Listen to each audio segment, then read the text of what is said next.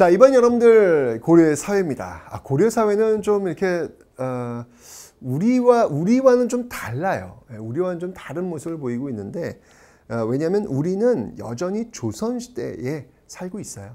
우리는 조선시대 영향을 굉장히 많이 받고 있고요. 우리의 어떤 시선이라고 하는 건 굉장히 조선시대의 어떤 시선을 가지고 지금 우리 사회를 바라보고 있거든요. 그래서 고려시대는 이렇게 잘 들여다보면 굉장히 유니크하고 굉장히 독특해요. 지금의 우리와는 좀 다른 사람들이다라는 그런 느낌이 들 정도로 굉장히 좀 이렇게 좀 더 열려 있고요. 좀 그런 모습들이 있습니다. 자, 한번 볼게요. 먼저 신문제부터 한번 보도록 하겠습니다. 뭐 이것도 배웠잖아요, 여러분들. 자, 우린 잘 알고 있습니다. 자, 이 문벌 귀족들이 어디서 왔다? 네, 호족에서부터 오기 시작했다라는 거 알고 있죠? 그러면서 어떻게 됐다? 이들이 네, 결국 무신들의 칼에 맞아서 돌아가시네요. 이분들 무너졌어요. 예, 그 다음에 원의 빌부터 성장하는 세력들이 등장하죠. 그들을 우리는 바로 권문세족이다라고 이제 지배층들. 지배층들이 이제 이렇게 나타나고 있는 겁니다. 그런데 여러분들 이들만 지배층은 아니에요. 또 있어요. 예, 지배층이 또 있습니다. 자, 이들을 바로 중류층이다라고 하는데요. 자, 중류층에는 어떤 사람들인지 한번 보는데 이들은 뭐냐면 바로 하급 관리들이에요. 이들은 바로 네, 하급 관리들이다. 자, 누가 있는지 궁금하시죠, 여러분들? 네, 하급 관리들 제가 설명드릴게요. 먼저 각 관아에서 이게 어떤 그 잡다한 일들을 다 하는 사람들, 그런 사람들, 잡다한 일을 다 하는 무리들. 그래서 잡류라고 합니다. 잡류. 그 다음에 중앙관청에서, 궁궐에서 일하고 있는 또 이게 밑에서 일하는 궁궐에서 좀 이렇게 도와줘야 될 일 많이 있잖아요. 그죠? 그들을 뭐라고 하면 남반이라고 그래요. 남반이 있고요. 그 다음에 여러분들 왜 중앙군 2군육이 있죠? 2군육이 소속되어 있는 그런 사람들을 우리는 군반이다라고 합니다. 군반. 그 다음에 우린 너무 중요하죠. 바로 특수행정구역. 그 다음에 군과 현에 포함되지 않았던 속군과 속현, 여기를 실질적으로 다스리는 세력이 있다라고 설명드렸습니다. 우리는 그들을 뭐라고 한다? 향리. 자, 이들을 우리는 중류층이다라고 얘기하는 건데, 이 틀은 여러분들 이제 조금 몇 년만 지나면 또 바뀔 것 같아요. 왜냐하면 또 학설들이 새로 업그레이드 돼서 새 교과서에는 또 다르게 표현될 겁니다. 아마 이런 틀들을 배우는 건 아마 여러분들이 마지막이 되지 않을까라는 생각이 듭니다. 문벌 귀족이라고 하는 그 자체의 단어가 좀 쓰여지지 않을 것 같은 그런 느낌이 들어요. 그리고 또 이 향리에 대한 규정도 좀 달라질 것 같습니다. 뭐 요거까지는 뭐 여러분 알 필요 없지만 앞으로 그렇게 변할 거란 이야기예요. 좋습니다. 자, 이렇게 해서 귀족 중류층이 있고요. 자, 문제는 뭐냐면 양민이에요. 여기서 여러분이 꼭 기억하실 타이밍. 그들이 누구냐? 바로 이 양민. 이게 이제 제일 중요한 포인트로서 여러분들 좀 기억을 좀 해놓으시면 되겠습니다. 자, 누가 있냐면 먼저 자, 여기에 해당하는 사람들은요, 바로 이렇게 백정. 네, 그리고 향부곡 소민들이 있습니다. 자, 이 백정들이 누구냐면요, 이들이 바로 일반 농민들이에요. 일반 농민들. 선생님, 백정이 왜 일반 농민이죠? 백정은 천민 아닌가요? 소 잡고 돼지 이게 백정 아닌가요? 요건 여러분들 이 백정은 조선의 백정이에요. 조선의 백정. 고려의 백정은 일반 농민들입니다. 요거 헷갈리시면 안 돼요. 물론 여러분들 조선 초기 이 백정들이 일반 농민이었죠. 그러다가 이들이 이제 천민으로 이제 떨어질 거예요. 근데 그 과도기까지는 여러분 모르셔도 되고요. 어쨌건 고려시대 백정은 일반 양민, 그리고 조선의 백정은 천민. 이렇게 기억하시면 되겠습니다. 됐죠? 일반 농민 백정이고요. 그 다음에 그러니까 이들이 제일 인구가 많죠. 이들이 인구의 갑이에요. 인구의 갑. 인구 중 가장 많은 인구를 차지하고 있는 전체 통틀어서 고려는 백정들이 대부분이다라고 보시면 되겠습니다. 됐죠? 그 다음에 향부곡 소민들은 어떤 사람들이냐면 제가 이 특수행정구역에 사는 사람들이다라고 설명드렸잖아요. 그죠? 향부곡민들은 주로 농업에 종사하고 그 다음에 소민들은 수공업에 종사한다. 그래서 제가 소수공업 설명드렸잖아요. 그죠? 근데 이들은 차별이 있어요. 차별이 있어요. 어떤 차별이 있냐면 그러니까 이 백정들에 비해서 차별이 있다고요. 어떤 차별이 있냐면 먼저 세금을 더 많이 내요.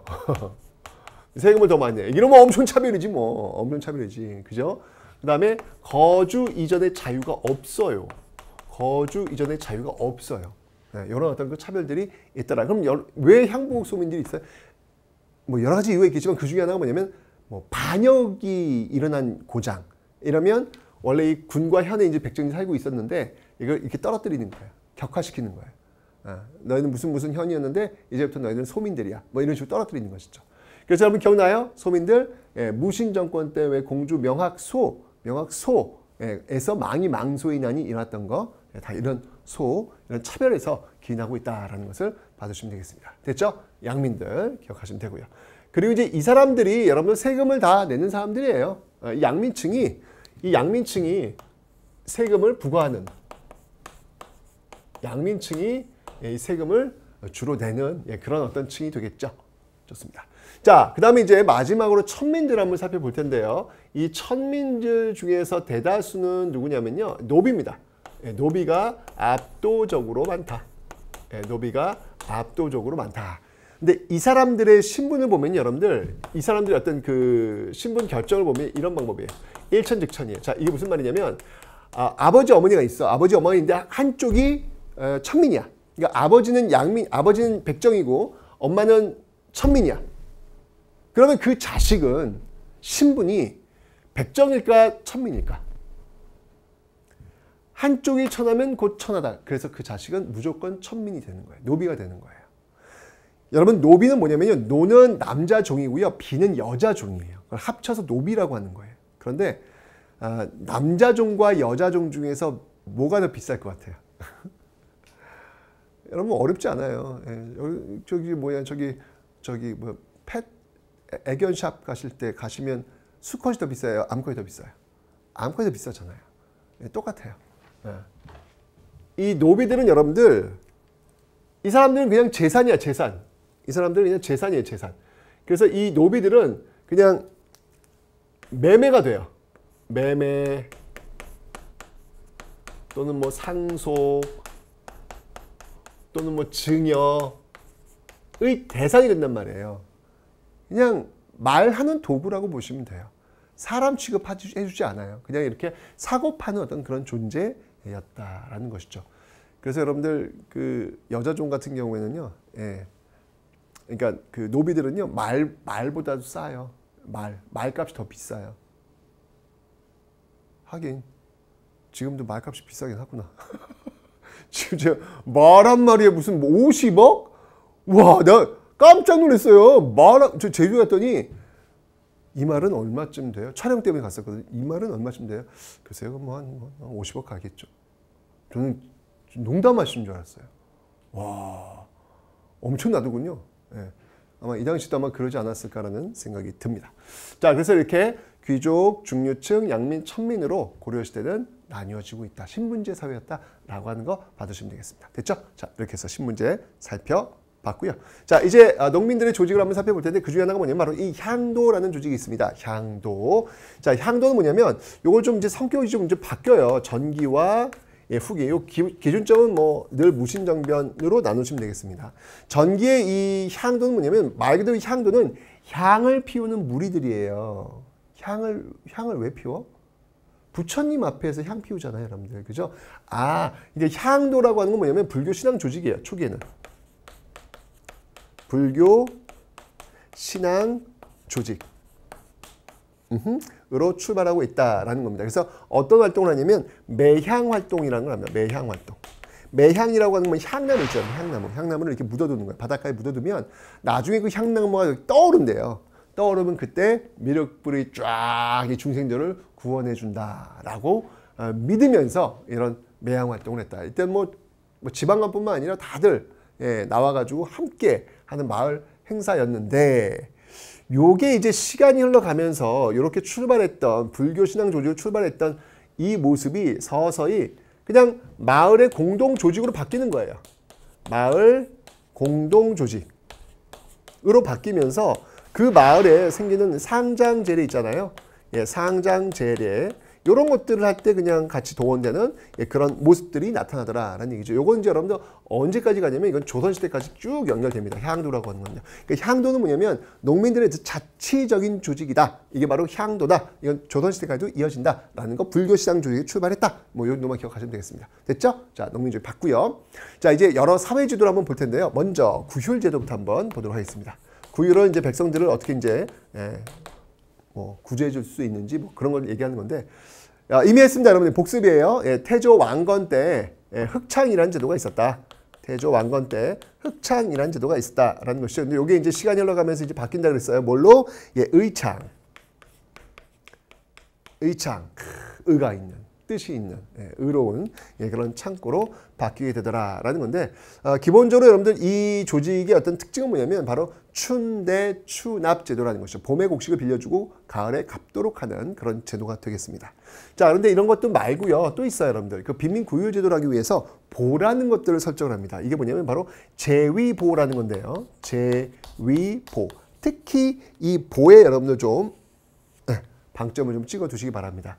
이 보라고 하는 건 뭐냐면 기금을 모아요. 모아가지고 특정한 목적에 쓰기 그 이자가 있을 거 아니에요. 얘를 모으면 이렇게 모으면 이자가 있을 거 아니에요. 그 이자를 특정한 곳에 쓸 때 제위보, 말 그대로 어려운 백성들을 구제해주기 위해서 쓰는 거예요. 그 이자를. 그럴 때 이제 제위보, 빈민 구휼을 위한 제위보라고 이야기하는 것이죠. 근데 뭐 학생들한테 공부하기 위해서 쓸 수도 있고요. 이 보라고 하는 건 여기저기 붙을 수 있어요. 그 특징에 따라서. 근데 빈민 구휼과 관련된 보는 제위보다. 이런 보가 고려시대 굉장히 또 활성화되고 있다라는 것도 하나 기억해 놓으시면 되겠습니다. 됐죠? 네. 구휼 제도였습니다.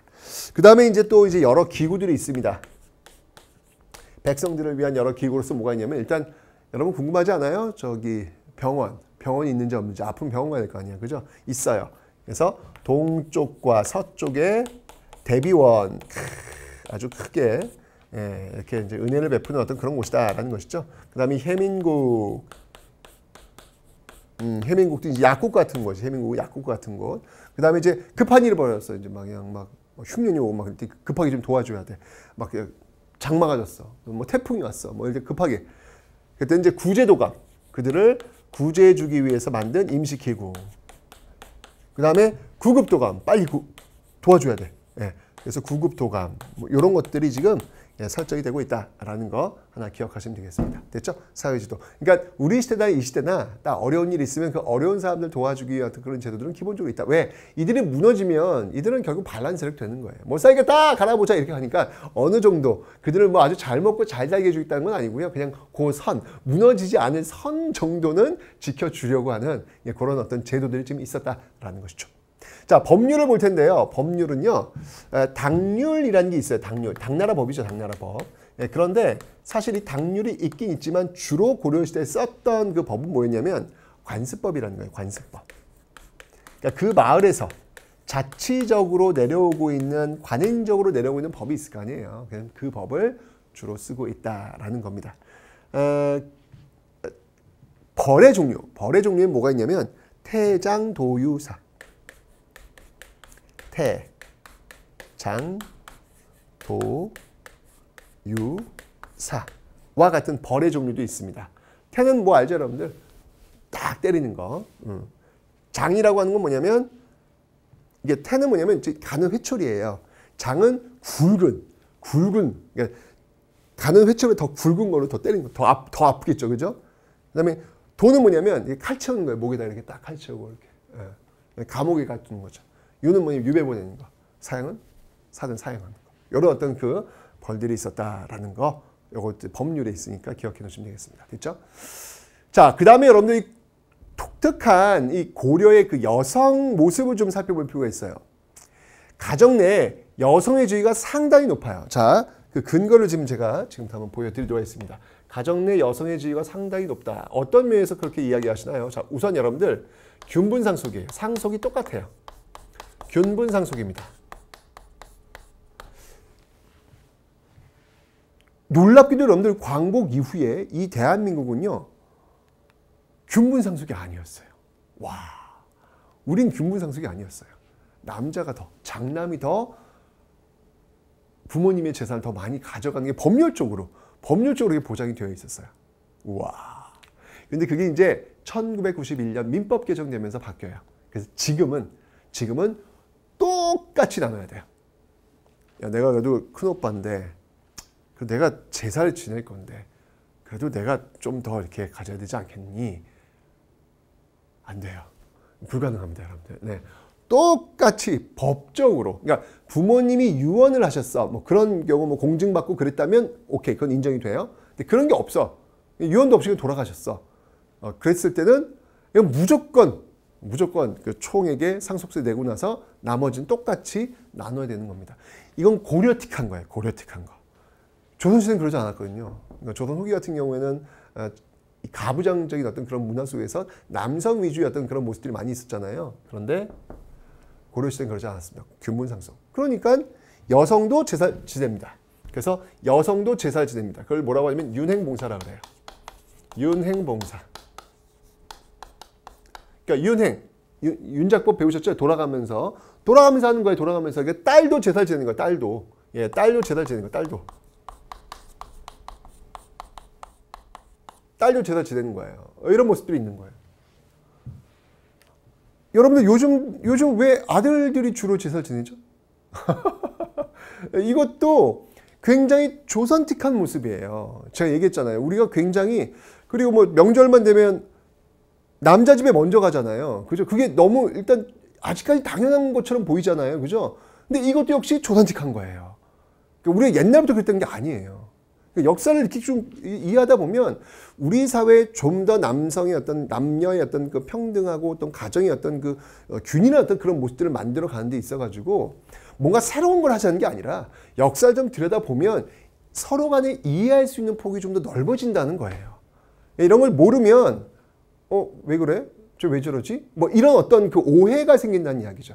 근데 이런 걸 좀 알고 나면 옛날도 그래 왔는데 그래 그럼 이번 뭐 설에는 먼저, 추석이 먼저, 뭐 이런 어떤 그 좀 이렇게 융통성이라고 할까?